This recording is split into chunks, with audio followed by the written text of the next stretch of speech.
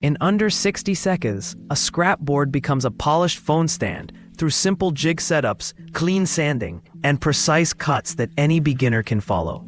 A close-up captures a light gouge carving a delicate leaf motif, then grits glide from rough to satin as the surface comes alive with subtle texture. Next, a rough log is mounted on a compact lathe and spun into a sleek candle holder, the grain blooming under a warm oil finish. A hidden compartment lid demonstrates a clean half-blind joint approach, revealing how precision joints elevate everyday storage into a secret smart project. Can you replicate this quick build at home? Like, share, and subscribe, and check the next detailed tutorial to take on similar fast, satisfying projects.